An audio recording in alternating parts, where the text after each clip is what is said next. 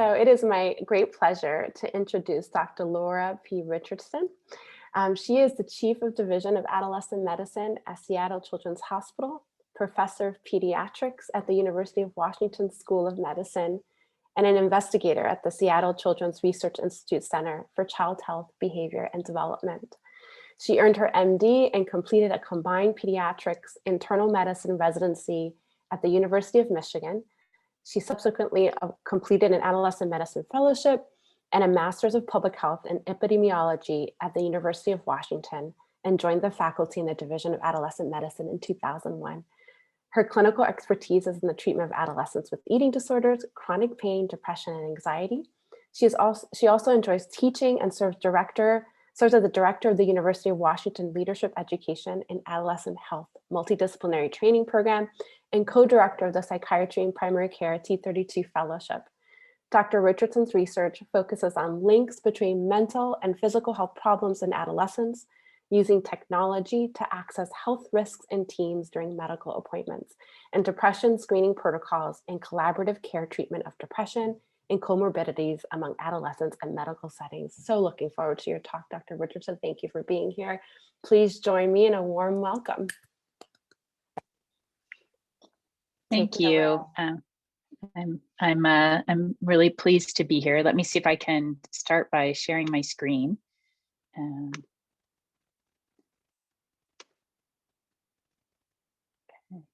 There we go.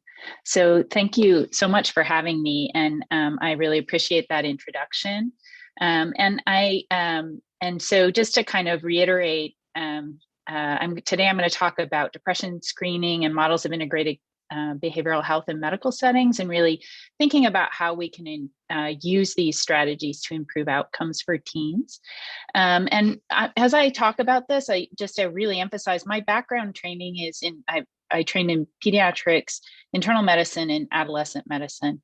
And so I really come at this from the perspective of the primary care provider, and thinking about how we can really improve outcomes, but from the perspective of that center, that setting, and what's really feasible in that setting. So let me see if I can get my slides to advance. And maybe I can't. Okay, so for this talk, I'm going to just start briefly go over the presentation of depression in medical settings, because I think sometimes it looks very different than when it gets to the subspecialty setting, and then think about opportunities and challenges of screening, and how we might think about screening in primary care settings, as well as presenting data on collaborative care and other needed supports to how we might implement collaborative care. So very, very briefly on depression, because I think this is something we're all familiar with. It's very common in teens. We know that treatment improves outcomes, but we also know that most teens don't receive specialty level treatment. Even when you remove sort of lots of systems barriers, like in integrated care systems where people can directly access mental health, we still have very low rates of use. So why is this? And I kind of like to start usually with thinking about, from the patient perspective, why might that happen? And this is my word cloud that I've created, but it really kind of emphasizes what we see in the literature and what we hear from patients. So there's stigma, which has gotten a lot of attention. There's also a lot of ambivalence, particularly with teens. They're not sure if they're going to get better. They're not sure there's really a problem. They're not sure whether to take that step. There's issues about whether they believe the diagnosis or believe they're going to get better. There's issues of whether they accept the diagnosis, issues of disorganization, overall lack of awareness, lack of motivation, competing demands, either for the youth or their family, and issues with resources and getting to care. I think with thinking about all those patient barriers, primary medical settings have been proposed as a way to improve access, to really overcome some of these barriers. And there's a lot of reasons for this. data suggests that most adolescents have a visit. So within a year, the most recent 2019 National Health Interview Survey data suggests that 94% saw some form of doctor, and about 91% had a well visit. Additionally, some teens with depression may even be more likely to be seen in medical settings. They often present with somatic complaints. Depression is more common amongst kids with chronic illness who have to be seen in primary care. So there might even be higher rates in those kids who are coming into medical settings. And then finally, the relationships that teens have with providers in those settings can be longstanding. So when you start to think about some of those barriers in motivation and acceptance and belief and stigma, having those relationships may be really beneficial to overcoming those barriers. But we also have to think about within that, what are the constraints in the system that might that we need to be working around if we want to improve care in medical settings. So the most common thing we hear from providers is time constraints. In primary medical settings, visits are short, and providers don't always have the time they need to really assess patients. There's also, we hear often that providers feel inadequately prepared. Medical providers often didn't get mental health in their training, pediatrics in particular. That's a common complaint and concern. They feel very uncomfortable. The black box warning made that worse because it sort of upped the threat or fear of doing the wrong thing. Suicide is one of the leading causes of death in younger individuals, and there's a lot of fear and anxiety associated with that as well. There's also issues related to the lack of access to mental health specialty care. So we often hear from the medical system that people don't want to identify depression because they don't have anything to do with those patients. Even when there are resources in their setting, there are long wait times. Limited insurance panels may keep them from sending to specific people, or may limit who their patients can see in ways that are hard to predict. And additionally, even adding to kind of time barriers, there's often these multiple steps required to access care, often involving both the provider and the patient. And so the end result is that a referral is made, but the follow through and the steps that it takes to get to that referral often don't happen, or it's just not even possible because of access. And then finally, there's also a really historically a poor communication between the medical and mental health specialty settings. A lot of that has been exacerbated by concerns about HIPAA and privacy, and understandings of HIPAA and privacy and confidentiality.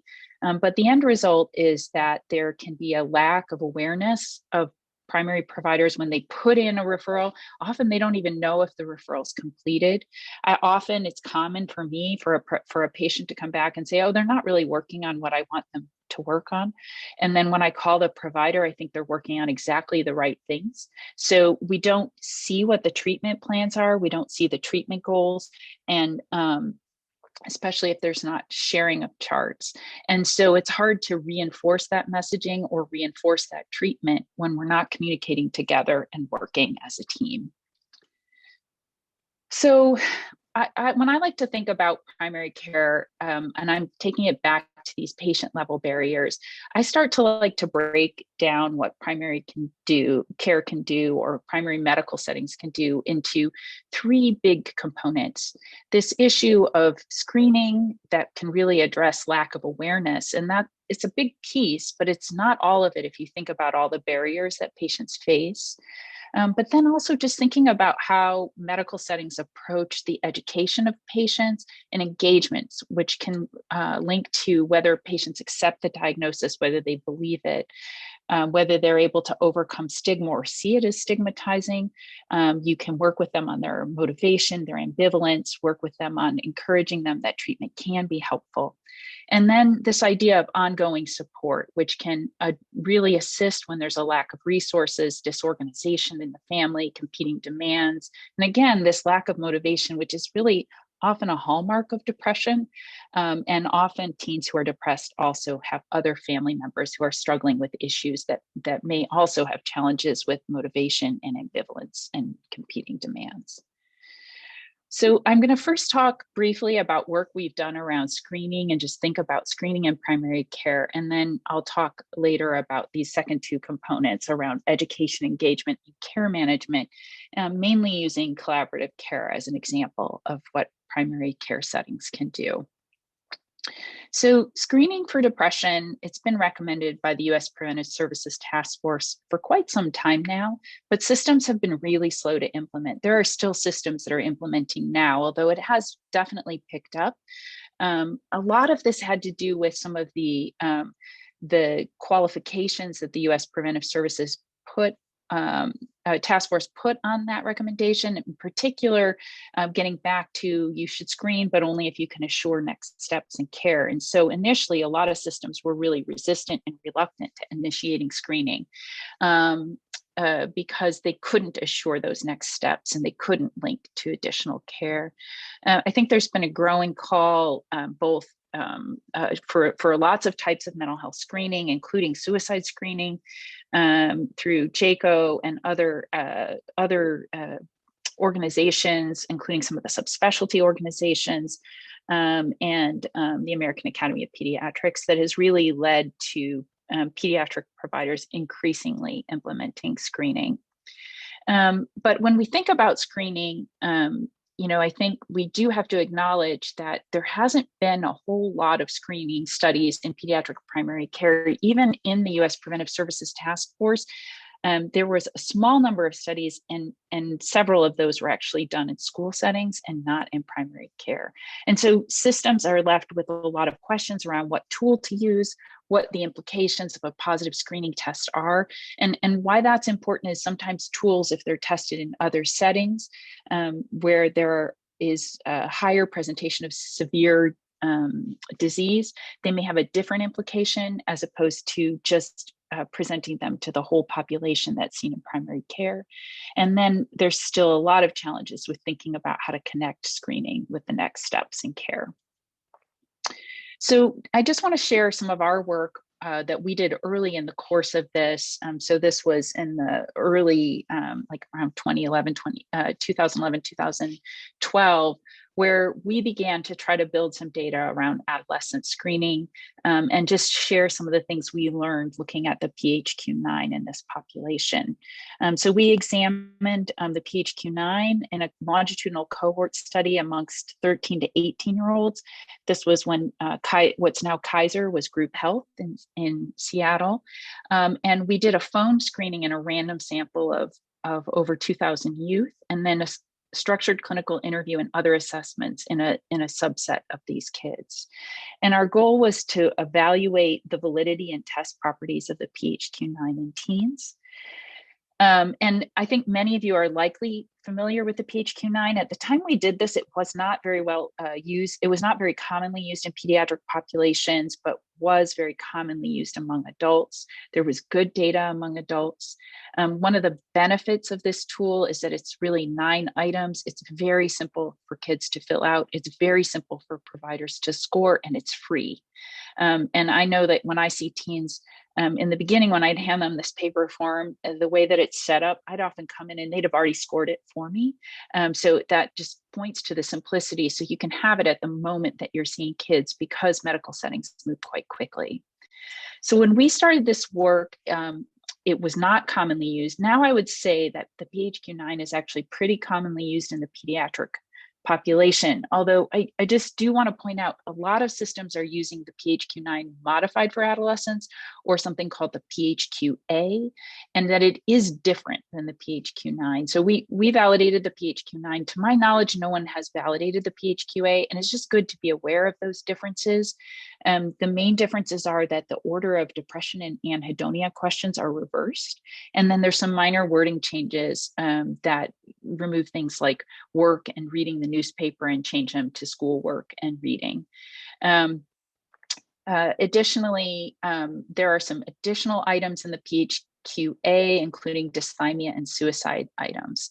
And so I think the depression and anhedonia change is a really interesting one, and was done purposely because kids tend to respond to these questions differently than adults, and I'm happy to talk about that. But in part, the the adult tool was built with anhedonia first, because if you ask adults about depression first, you get a lot of false positives. And if you ask them about anhedonia first, then it puts them more in a frame of mind to answer the depression questions. I discussed this with Kurt Kroenke, who developed this instrument. The opposite side for kids is if you ask them about anhedonia first and you're doing it verbally, our experience is they get confused and they may want to skip that question. But if you ask them about depression first, then they can often answer the anhedonia question. So there are some changes that probably make sense for teens, but it is good to know that these differences exist in these two tools. And again, we use the original PHQ-9 in our validation work. So this just shows the results. We looked at the sensitivity and specificity, and I just mentioned this. So we actually found that the point that maximized sensitivity and specificity in adolescents in primary care was an 11 or higher, a little different than in adults. But that really what's different here is the specificity. The sensitivity is actually quite similar between 10 and 11. And so the study is out there, but usually when I'm presenting this to pediatric providers, I think you could either use 10 or 11 as long as you're comfortable with what you're going to do with picking up maybe more kids who are not, who do not have major depression. Because the specificity is a little bit lower at 10, but it can be easier on systems to have one standard. And additionally, I think one of the things that we've noted about the PHQ-9 is that we looked at kids who did not meet that criteria for PHQ-9 greater than 11. So looking at this idea around those false positives. And we looked at whether or not they had other conditions, including what was called intermediate depression on the tool we were using, which was the CDISC. So kind of like some symptoms of depression, but not meeting criteria for major depression, prior major depression, externalizing disorder, and anxiety disorder. And 82% had at least one of these issues. And so some of these tests that we're thinking are false positives may actually be picking up more non-specific symptoms that are occurring in kids. And some of these kids may benefit from an interview anyway. So I think as long as your knee-jerk reaction isn't when you have a positive to send them on to higher level care immediately, but you're doing interviews to better assess what's going on, it may be reasonable to use that lower specificity, because a lot of these kids probably have some other symptoms of distress or other types of mental health disorders. So when I think about, I get asked a lot about screening in primary care, and I kind of built this pyramid because a lot of the initial questions I got were this: what test should we use? When should we screen? So these sort of what I consider top of the iceberg questions. And so just briefly to go over those, and what I usually share in primary care clinics is really, as far as test, it depends on the context and intent of the screening. So, things that we consider in pediatric care is obviously age and developmental level, cultural context. Is it in the language of the population you're serving? And do you want something depression specific versus a more general screen? And so in general, we use the PHQ-9, but we're seeing kids over 12, actually we see occasionally 10 to 12-year-olds. But mostly we're seeing kids over 12. It also performs well in adults. It's translated into the languages we need. And we encourage other clinics to do the same. So another really commonly used tool in pediatric primary care is the pediatric symptom checklist, which tends to be really more adaptable to some of the younger ages and is a more general screen of functioning as opposed to depression specific, which may be more appropriate for younger ages. But I think overall, when I talk with systems about tools, I sort of emphasize to them the more important factor is having a consistent tool that's administered in a routine manner. Because if you're using it just intermittently, you will have a likelihood of missing a lot of kids. So that gets to this question of when should we screen? In adolescent care, or in pediatric care right now, depression screening is recommended as part of the guidelines for preventive services as far as Bright Futures. It's usually recommended annually. It's commonly done as part of well visits. I'll tell you, when we were doing some of our more recent work on well visit screening, that not all providers do it as part of sports physicals. Sometimes they keep those very focused on musculoskeletal complaints, but sports physicals seem like another really perfect opportunity for an annual screening if it hasn't been done. Acute care is another possibility, and there's some suggestion in the literature to suggest that when patients come in for sickness visits, you might be more likely to detect depression. So I think it's worth consideration as a way to capture kids who, or identify kids who would otherwise be missed, especially because it's not exactly equitable how well visits are done. Certain populations have a much higher rate of well visits than others. And again, I keep coming back to, when I talk with systems about screening, just having a system may be more important than actually that specific timing. But some just not unpublished data from our work suggests that if a child does screen negative, so we had a sample of kids who screened negative, and I'll talk about this longitudinal study that we did, and we followed them up 6 months later, and most of them were still negative. So there's probably not a lot of benefit to repeating it routinely in kids that seem to be doing well and have a negative test. So unless their symptoms change, at least more frequently than every 6 months to a year. So what I am most interested in is actually these next steps. So what does a positive screening test mean? And so when we started this work, there was not a lot of data on screening in primary care. And so we were really interested in what happens to these kids when, oh, sorry, I went one too far. So what happens with these kids who screen positive? What's the implications? And kind of when you look at the literature on depression treatment, even kids who come to treatment studies, those kids in the placebo arm, and these are kids who went through some level of screening, up to 50% of them improve without active treatment. And they improve usually in a course of 4 to 6 weeks. You see this rapid decline of symptoms in the placebo arm. And that's been one of the things that's been really challenging in some of the studies of antidepressants, is that the placebo arm kids get a lot better too, and they get better quickly. And our sort of premise when we started this was that youth in primary care are more likely to have moderate symptoms than kids who get to treatment studies. And so there's likely to be this improvement without having to engage all of them in sort of what we consider active treatment of antidepressants or therapy. But there's really few trials examining outcomes linked to screening. So we took our sample, that original sample of 2000, and we identified 444 teens, everybody who had a PHQ-2 of positive of 3 or higher. And then we had an age and gender match sample of those with a negative PHQ-2. And we followed them at 6 weeks and 6 months, and we retained a very large proportion of this sample. And we looked at, were they still positive 6 weeks later, and were they still positive 6 months later? And then we were really interested in predict, were there things that could tell us that they would still be positive at 6 months? So looking at who is this group that's going to stay persistently positive, and we examined many different predictors that are commonly associated with depression. And I'm going to talk about them on the next slide a little more in detail, but and those outcomes. But first, to kind of start with that sample. So at baseline, we had 113 kids who had a PHQ-9 of 11 or higher. 6 weeks later, less than half of them were still positive. And 6 months later, only about a third of them were positive. So we looked at these predictors. We looked at their sex assigned at birth, their family history. At this time, this was a long time ago, so we weren't as aware of screening for gender, call that out.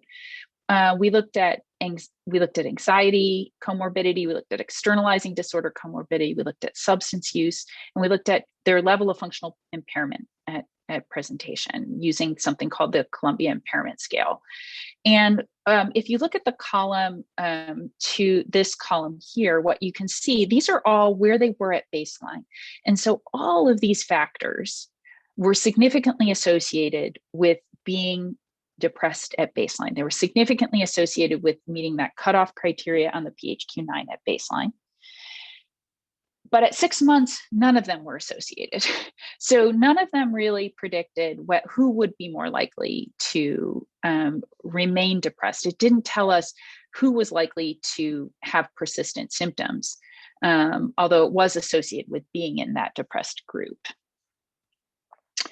And in multivariate analysis, there were only 2 factors that significantly predicted persistence at 6 months. So one of those was the PHQ-9 score at baseline. So for every 1 point higher you had on the PHQ-9 score, there was a 16% higher odds that you would be depressed at 6 months, as measured by the PHQ-9. The other was that if you were still positive at 6 weeks. So if you were still positive at 6 weeks after having been positive at baseline, you were about almost threefold higher, had almost threefold higher odds of being depressed at 6 months. And in some ways, that's actually nice for primary care providers, because instead of adding a whole battery of other items to screen for, it starts to help us think about, well, maybe the PHQ-9 score could be used for more than just understanding, a cutoff of 11 or cutoff of 10 or higher, but we could use the score to help us guide who's likely to stay and who might we be able to engage in some active follow-up in primary care settings. So I just want to kind of show you a few tables that kind of break this down a little bit further. So this is a table of the kids in our study, and you can see that the baseline over here on the side is where their PHQ-9 fell in the first component, as well as at 6 weeks and then at 6 months. And what you can see, I've got brackets on the right side, is if you look across those who screened mild at the beginning, a little bit less than a third of them were depressed, would have met criteria for depression on the PHQ-9 at 6 months. In the middle range, it's 35%, a little higher, not a ton different.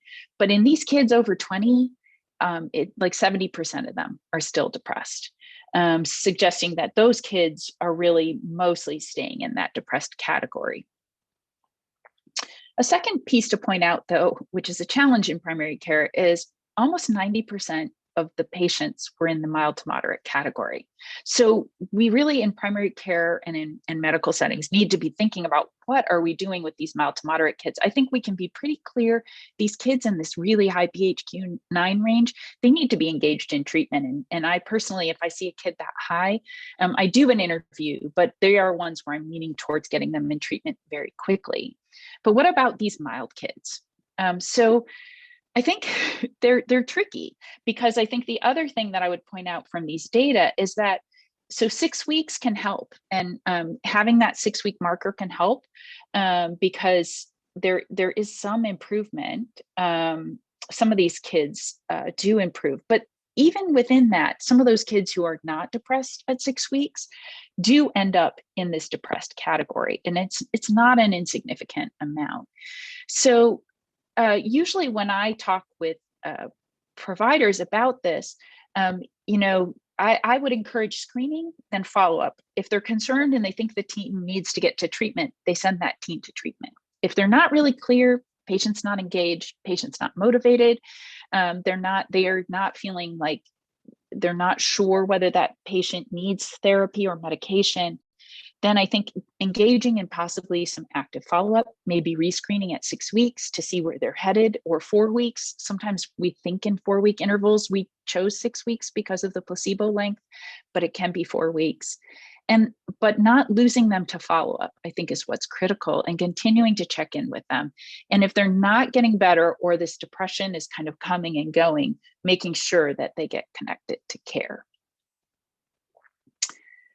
So the other things that I often talk about in primary care settings, there's so I keep mentioning having a schedule for when to screen is critical, and ensuring consistency. I just also want to add one other piece that comes up a lot is in medical systems is like, what if people are uncomfortable, and with me asking these questions. This is also coming up. We're starting a zero suicide initiative at our institution, and it's coming up a lot for providers about asking about suicidal ideation. And one of the things is when it becomes standard, it just really helps to overcome patient and staff resistance. This is just what we do. You're 12 years old. We screen for depression starting at age 12 every year, or, we're working on suicide screening. We care about this, and we think it's important to talk about. Every visit we see, we're just going to ask these questions, just so you're aware. And it helps us to really reinforce these are important things to talk about and important things to do. And then again, kind of coming back to if you're working with any primary care settings, thinking about how often, who does it and when. Again, this is why we sort of jumped into the PHQ-9, and I was so interested in it is because before that, people were doing like the Achenbach in my clinic or the CBCL, and by the time it was scored, the kids were gone, and you were often doing cleanup afterwards, trying to sort out what was going on with the kid. It just takes too long to score and too long to be easily useful. But knowing who can administer it and how you're going to get those results, who's responsible for reviewing those results. You don't want to miss a patient who's indicated suicidal ideation on a screen and then have to follow up with them by cold calling on a call. And then building in some sort of red flag to make sure, again, that someone doesn't leave that clinic before getting some of those issues addressed or talked about. So now I'm going to move on from screening to integrated care. And for me, this is about really thinking about this whole piece of education and engagement and care management. So as we talk about integrated care, I've sort of added this slide over time because I think sometimes I feel like it is the elephant in the room where we all say integrated care, we all say, and we all mean something different. And so I like this continuum because it really points out that, coordinated care is its own form of integration. So screening, adding navigators, co-locating can be integrated, having health homes, but then there's this higher level system integration that is what really, when I'm talking about integrated care, I'm talking about. And so to give this a little bit more detail from the SAMHSA HRSA site, coordinated care, there's minimal collaboration where you refer to another practice site, or you can have basic collaboration where you actually periodically communicate. Moves on to co-located. So they're on site, but it kind of is more of this basic collaboration where people are talking periodically, but they don't share a treatment plan and the charts remain somewhat separate. Here, you can move on to a level 4 where you have some set face-to-face communication about shared patients, but not necessarily a shared treatment plan. Really moving into integrated care, what you're talking about is collaborative treatment planning for shared patients. And then you can get to the point where that's for all patients would be level 6. And so a lot of the work I've done is in sort of a level 5 intervention, which is focused on the collaborative care model for depression. So kind of the key components of this model are that there's a component focused on patient education and engagement. This is following screening or referral from the provider in the clinic. That there's case management and symptom tracking by a care manager. There's the delivery of evidence-based treatments in the primary care setting. Again, often by a care manager, that there's some stepped care treatment protocols. So you kind of have a shared agreement on what's going to happen if people aren't going to get better, and how you're going to move people forward. And then that there is some built-in time for case discussion and psychiatric consultation and supervision. This model has consistently outperformed usual care. There's, at this point, probably more than 100 trials. And we did work validating this in adolescents. Some work has also been done by Jonah Sarnow in Los Angeles. And there's been, there's some good data that this works in adolescents. So I thought I would share, because again, sometimes when we talk about this, I feel like we don't know details. I thought what I would do is spend a little time talking about the study we did, which was the Reaching Out to Adolescents in Distress study, or the ROAD study. This was an NIMH-funded randomized controlled trial of collaborative care for depressed adolescents compared to usual care. Again, this was done in Group Health, which is now Kaiser in Seattle. We had 101 youth participate. They were aged 13 to 17. They were recruited from primary care settings, again, through phone screening or provider referral. And the intervention duration was up to 12 months with 12-month follow-ups. We included people, we had pretty broad inclusion criteria. So major depressive episode, 2 positive PHQ-9 assessments, or a child depression rating scale score of over 42. These were all done as part of our baseline intake. We excluded kids who weren't planning to stay in the system. We also excluded kids who were actively suicidal, who needed urgent treatment, or who were already seeing a psychiatrist. We didn't exclude them if they were seeing a therapist, but we didn't duplicate therapy efforts. And I can talk about that. We usually, if they were seeing a therapist, we might play a role of adding medication and collaborating with their therapist as opposed to duplicating therapy efforts. We did exclude those who had a CRAFT score of over 4. We didn't have this translated for non-English speaking families. And also if kids had significant cognitive delay such that they could not engage in the surveys or in the cognitive behavioral therapy component, we did not include them. So the intervention, and just to walk you through it, focused on enhanced depression education and engagement. One difference between the traditional collaborative care model is we did engage the parent as well as the teens. We worked with the teen and the parent on treatment choice. They could do antidepressants, brief cognitive behavioral psychotherapy using a protocol developed by Greg Clark at Kaiser in Oregon. And that was kind of structured and our care managers were trained in, or they could do both. And then we had a regular assessment of depressive symptoms and treatment adherence by a depression care manager with at least monthly contact with the parent that took the form of just updating them on what the care manager and the teen were working on. We were very careful to create forms that could be communicated to the parent with teen input so the teen knew we weren't breaking confidentiality. But in our pilot work, we heard parents often felt separated from the process and wanted to be able to support their teens. So really we focused on what skills the teen was working on and what techniques were being applied at that time. And then we had a stepped care treatment algorithm, and we had care management. We involved a psychologist and a psychiatrist, and then I was part of that supervisory team.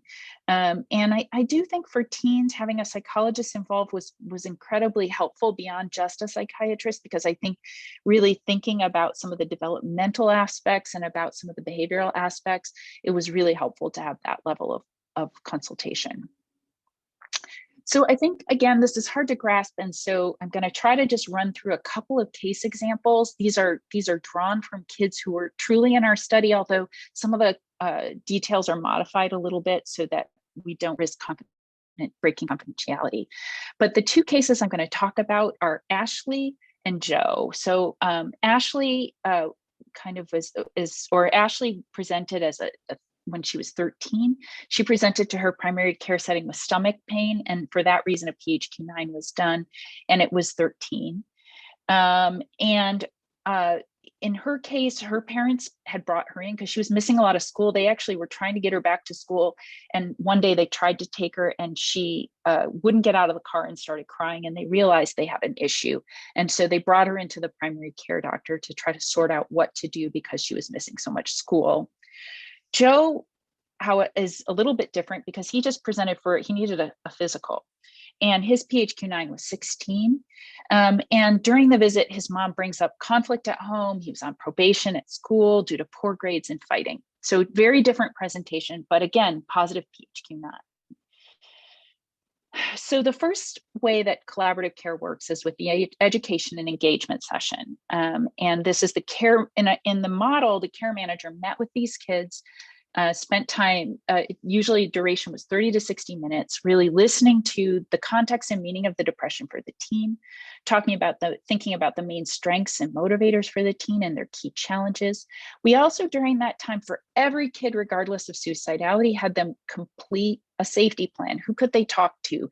Who were their key supports? And as part of that, had them identify an adult who could be a support, which was really played into Joe's care in a way that I'll talk about. And that way they had that with them. So if things changed, we could modify it, but it sort of emphasized thinking about who their supports were in the process.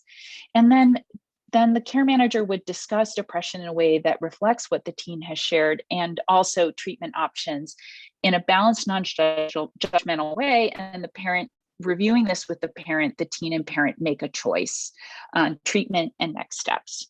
So just briefly for Ashley, how did this look? This was the first episode of depression for her or for anyone in her family. She was a pretty insightful kid. She had really supportive friends and parents, but she had some really major stressors. She was fighting with her sister a lot. She had a really heavy school load, and she was feeling really insecure with friends. And so what the care manager did in this case was use this model, which came from the impact training model, to talk about how her symptoms of physical health, she was presenting with stomach pain, could be related to these stressors, this conflict, and how this physical health then could change her behavior, and that could cause her feeling sad and insecure, and then could increase her stressors. And so this cycle, and talked through with her how, let's start on working on this behavior component of it, and see if we can change how you're thinking and feeling, and then work on, modifying these stressors. And so with that, she chose psychotherapy. For Joe, it was different. He had also had no history of depression, but there was alcoholism in his family.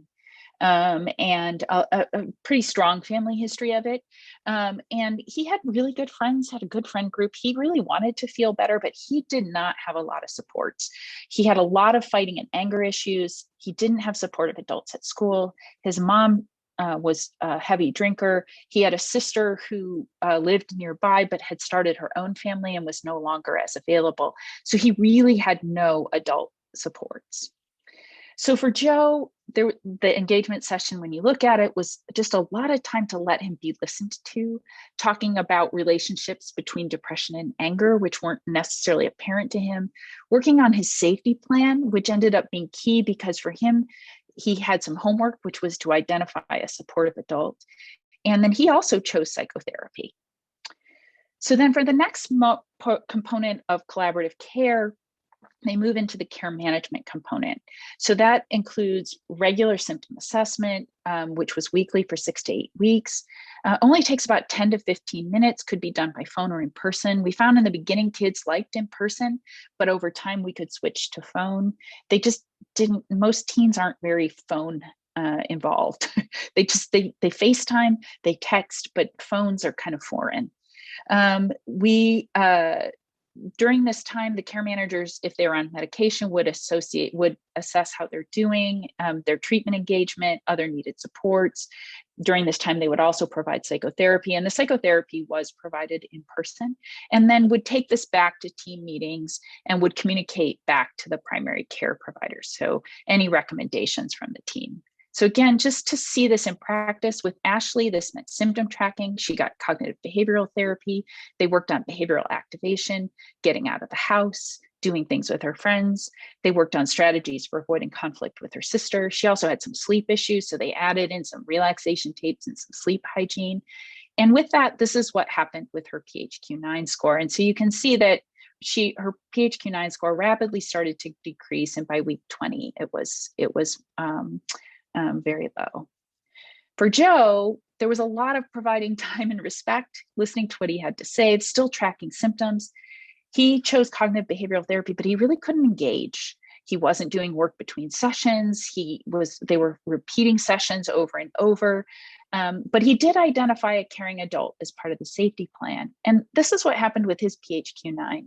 So at week 5, week 6, he was discussed in the team meeting, and the recommendation was made, I believe there's the next slide, for him to consider starting medication. So this was sort of a stepped care. He wasn't really engaging in therapy. It wasn't doing enough. His symptoms were remaining high. And the kind of beauty of this for Joe was that this adult he identified as a support, who happened to be the father of a girlfriend, ended up being someone who had previously taken antidepressant medications and had his own depression treatment, and was able to talk Joe through. So whereas when Joe first presented, he really wasn't interested in medications, he was sort of resistant.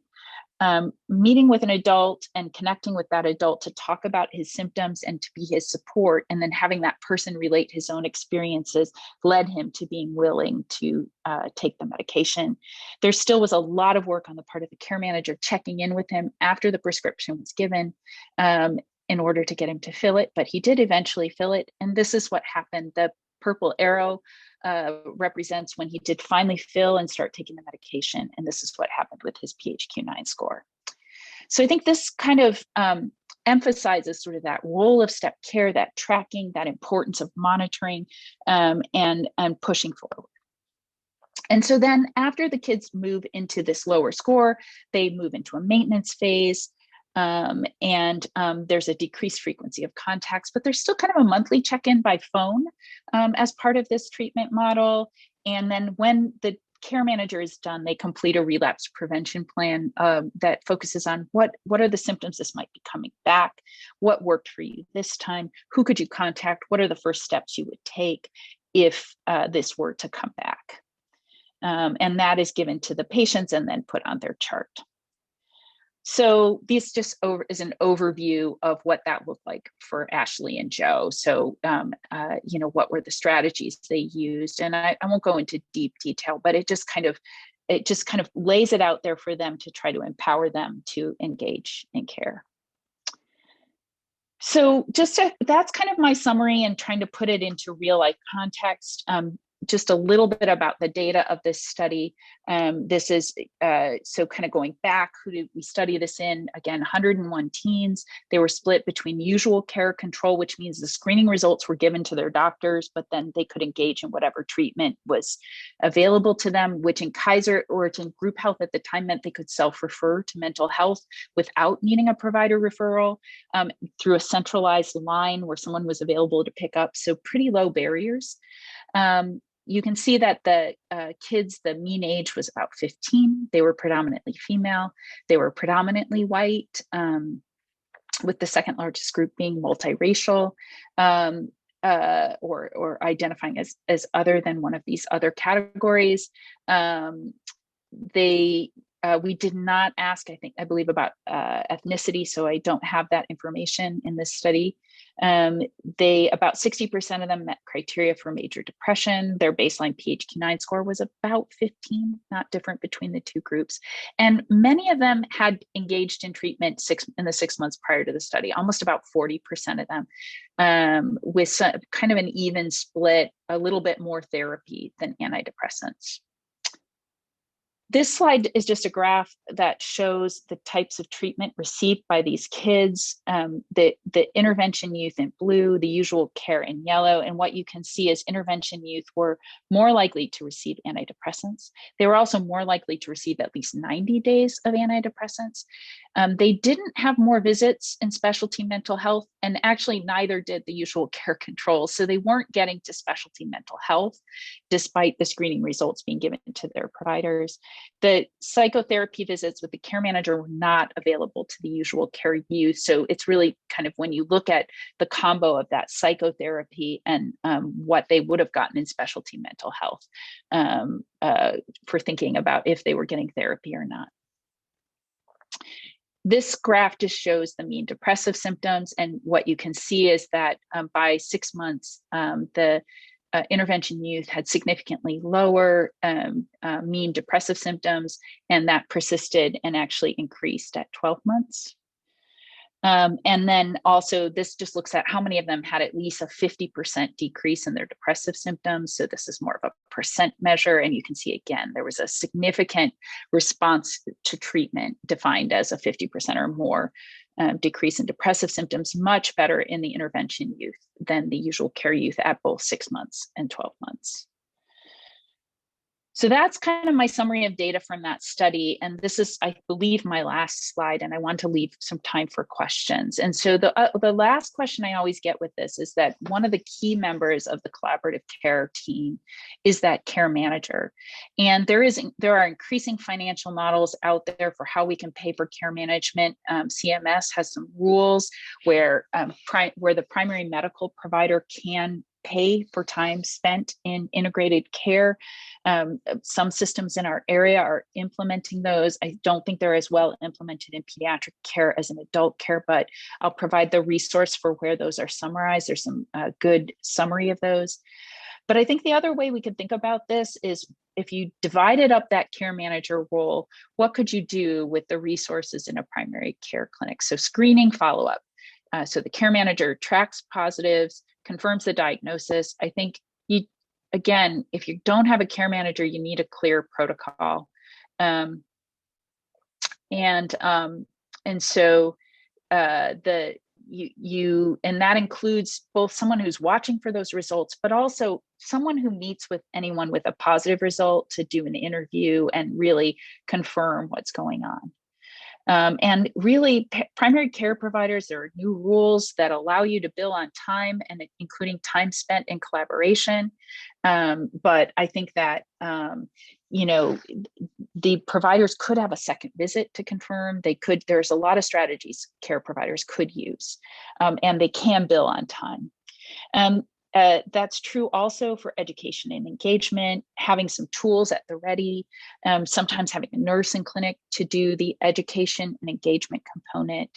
I think thinking about treatment on site, so maybe every follow-up visit you do a PHQ-9 for someone who's positive. It's a little harder to do things by phone, but it's possible. If you have a designated staff, I think making those psychology referral relationships and being able to get someone into treatment. And maybe having a tool for caseload tracking. Some of the EMRs do have some disease registry tools that could be thought about. And then finally, thinking about referral relationships with a consulting psychiatrist. That actually does play into an important part of billing codes for this type of care. And I'm going to finish with this slide, which, shows some of these resources. Again, I think you guys will be provided with my slides, but Advancing Integrated Mental Health Solutions website, which is down below at the bottom there, the Ames Center at UW, has a cheat sheet on Medicare payments for behavioral health integration. Really good job descriptions and resources for detailing the collaborative care model, training videos. I presented some resources from the SAMHSA Center for Integrated Health Solutions, and that's here as well. And then there's some really good data on behavioral health integration from the Milbank Memorial Fund. And then I put our study website, because we have put up some of those safety plan forms or relapse prevention forms, as well as a sample case tracking tool that we use that you're welcome to use in your work. And with that, I will open up to questions. Wonderful. Thank you, Dr. Richardson. I have a few questions, but I'll wait and have our audience ask their questions first. Katie Kraft, do you have a question in the chat? Are you still around? You can ask it if you unmute yourself.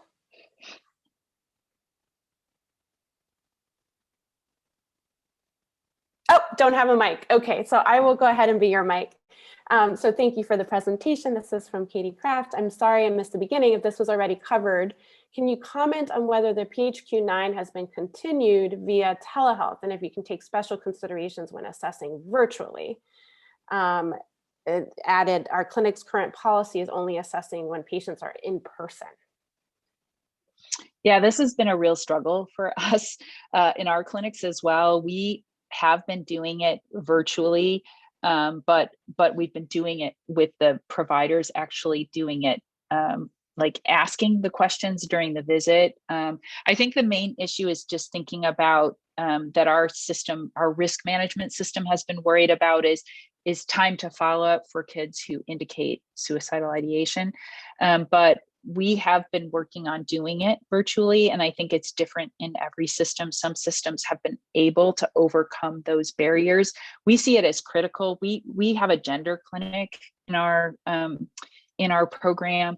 We're in our Zero Suicide Initiative. The suicidal screening has been positive in over 30% of our kids. We feel like it's critical to be monitoring their behavioral health outcomes. This is a part of their whole health. So I do think you do need to be aware of how quickly you can respond and how you're monitoring them. I do think there are workarounds, whether it be, we've been exploring using the Epic MyChart feature to send it out digitally. We also created a separate digital screening tool that I didn't present about called Check Yourself, that has it integrated into that tool. And we were using that in our clinic as well. And that can be sent as a text link for kids to do surveys and is on a secure platform for us. So we've tried some of those types of tools, but it definitely does add to the challenge. And I think you do need to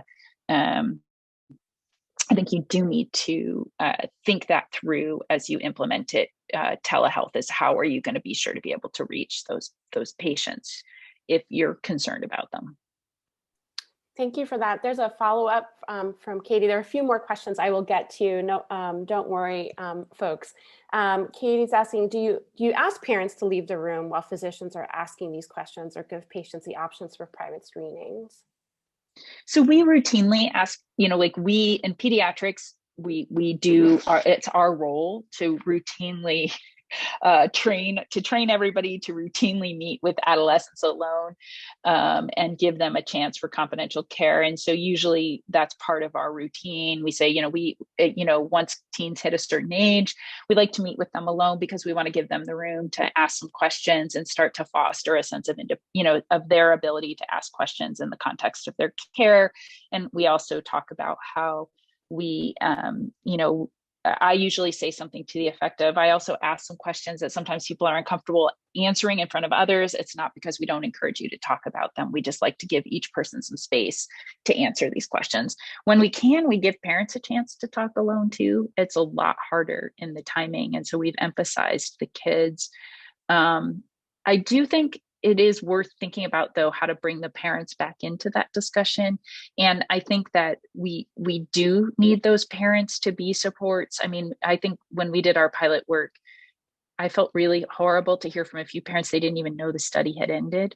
And I think we need to do a better job of making sure parents are aware so that they can support their kids, so they have the tools that they need. So I think both have to happen. And there's some discussion in the chat about the use of the PHQ-9. Edmund Levine, if you're still on, would you like to ask your question? Or Daryl Brown, you had a follow-up to the comment.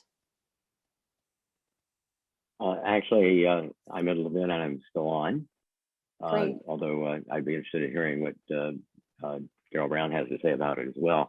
I wrote in the chat that I had an article published in Adolescent Psychiatry last year about routine depression screening, which the American Academy of Child and Adolescent Psychiatry had called for.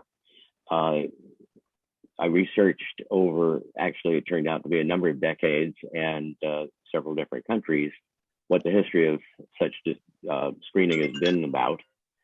But the most important thing, and the thing I think we only have time to talk about right now, is the fact that I consider the whole thing in PHQ, the whole series of them, to represent a major conflict of interest.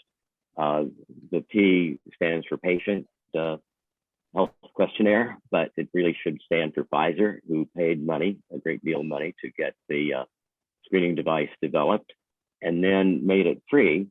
I think not out of its generosity, but out of its interest in selling medication, to have everybody who wants to use it, who's a therapist, psychiatrist, and other disciplines as well, to give it to patients. And it comes in such a convenient box that it even provides a way of scoring it, for which therapists can charge. And it even tells you when to start medication. I did appreciate, Dr. Richardson, that as I heard more about your approach, that actually I think you did build in a number of safeguards to avoid excessive medication, but still a lot of medication was used, and I don't think necessarily meeting what I would consider to be reasonable criteria. Yeah, I think that's a fair, I think that one of the challenges that I try to really emphasize is a positive screen doesn't mean everybody goes to treatment, right? And I guess, I think that's fair. I mean, Pfizer did pay to circulate that tool. And I think it would be a bad outcome if all these kids just got medication. But I will say some of the things I find useful about it. And so we can debate whether it's, and I find it useful because I know it and I'm comfortable with it. But I will say, like, for instance, when I do it if I see kids for depression and I'm following them, maybe I've sent them to therapy, but I follow up, like the way that I think is like, okay, what am I monitoring? And so I find it really useful for monitoring. And part of the reason is I might see a kid who comes back and you say, how are you doing? Oh, I'm absolutely no better. But then you look at the PHQ-9 and their score is better. And you can say, oh, okay, I see that these things have changed. Can we talk about it? Is that better or is it not? Sometimes if you are using medicine, I've seen kids say, I've seen kids who have sleep difficulties, for instance, and it appears on there. So I think it's a fair critique. I think it would be really, again, a tragedy if every kid who screened positive on it ended up on medication.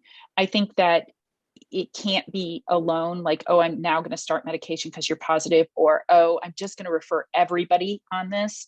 It's got to be a discussion and a discussion tool, and it's got to be a way to foster ways to promote health. Like our online tool or our digital tool, we talk about the impact of sleep and physical activity and spending time with your friends and different things you can do to help with your mood as a first step. And that's really, the PHQ-9 is recommended in the guidelines for adolescent depression treatment in primary care. And part of how they've operationalized it is to really work on some of that lifestyle changes, active support, sort of, as opposed to jumping to medication. And a lot of families after the black box warning and providers in pediatrics have been very resistant and reluctant to start medication. So, and that's also, I'm just going to say that's a plus and a minus. Like I've seen kids who have been started on a medication are not getting a response, not doing well. So they're being exposed to the side effects. We had one kid in this study as an example, and the primary care provider wasn't comfortable with changing. And that kid sat depressed for a really long time because even though the kid was already on a medication, the primary care provider wasn't comfortable with being responsible for changing that medication. So under the guidance of a psychiatrist. So, it's a give and take, but I agree. I think it's good to be aware of the background and what are the risks, and certainly getting kids directly only to medication and using the Pfizer guides to determine medication. That's not at all how I've seen it used. I haven't seen it attached that way in the tools we use in clinic, but I could see how that could happen. Great. It's written into the program, actually. Well, thank you so much for the answer. I totally agree with you.